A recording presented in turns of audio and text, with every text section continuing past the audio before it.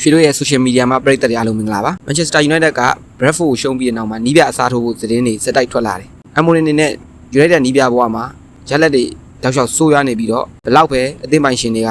နီးပြကိုထောက်ခံတယ်ပဲပြောရလက်တွေဆိုးရွားတယ်ဆိုရင်တော့ထွက်ခွာရမှာပဲ။တကယ်လို့ Amorim ထွက်ပြမယ်ဆိုရင်အစားထိုးဖို့အတွက်နီးပြ9ယောက်နဲ့ Manchester United ကသတင်းတွေထွက်နေတယ်။နံပါတ်1အနေနဲ့ England နီးပြ Gareth Southgate management ဘိုင်းကောင်းပြီးတော့ Sergio Ratcliffe ကိုယ်တိုင်ကလည်းသူ့ရဲ့ personality ကိုသဘောကျတယ်။ personally ကကျွန်တော်ကတော့သိမကြိုက်ဘူးဗျာ။ရောက်ခဲ့တယ်ဆိုရင်လည်း Manchester United ဒီနီးပြနဲ့ထိပ်ဆုံးထိ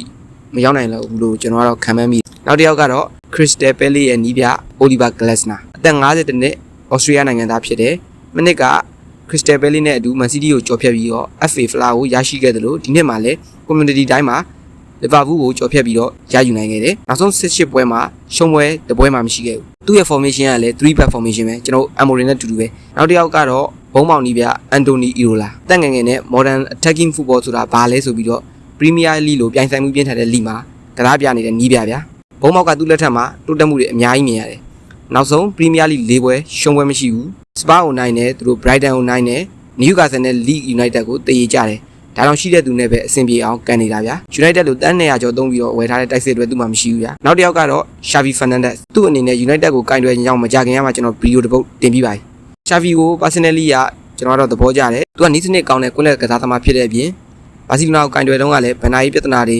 ကစားသမားဝယ်ယူရေးတွေမှတ်ပုံတင်ကိစ္စတွေပြင်အသင်းရဲ့ရလက်ကောင်းမွန်ရေးကိုပါအာရုံစိုက်ခဲ့ရလို့ pressure တွေအများကြီးသူခံခဲ့ရတယ်ဒီလိုချိန်မှာတောင်းဘာစီလိုနာအသင်းကိုအဆင့်တစ်ခုရအောင်သူကထန်တင်ပေးနိုင်ပြီးတော့လူငယ်ကစားသမားတွေကိုအယောင်တင်ပေးတဲ့နေရာမှာတကယ်တော်တဲ့နီးပြဗျာနောက်ဆုံးအနေနဲ့ Graham Potter ဝိုင်းဘာလို့လဲမကြသေးခင်ကမှဝဟန်နေပြီးတော့ရလက်တွေဆိုးလို့ထုတ်ခံလာရတဲ့နီးပြဗျာ report ရတော့သူလည်းစင်းရဲမှာပါဝင်လာခဲ့တယ်ဆိုပေမဲ့ဖြစ်နိုင်ခြေနေတယ်လို့ယူဆတယ်ကျွန်တော်နီးပြအပြောင်းလဲကိုတော့ international break ထိစောင့်ပြီးတော့ကြည့်ရမယ် United fan တွေအနေနဲ့ရော Amorim ကိုဆက်ပြီးအချိန်ပေးသင့်လားတကယ်လို့ထုတ်ပြခဲ့တယ်ဆိုရင်ဘယ်နီးပြကိုခန့်သင့်လဲခွင့်မှတ်မှာဝင်ရောက်ဆွေးနွေးသွားကြပါဦးအားလုံးကျေးဇူးတင်ပါတယ်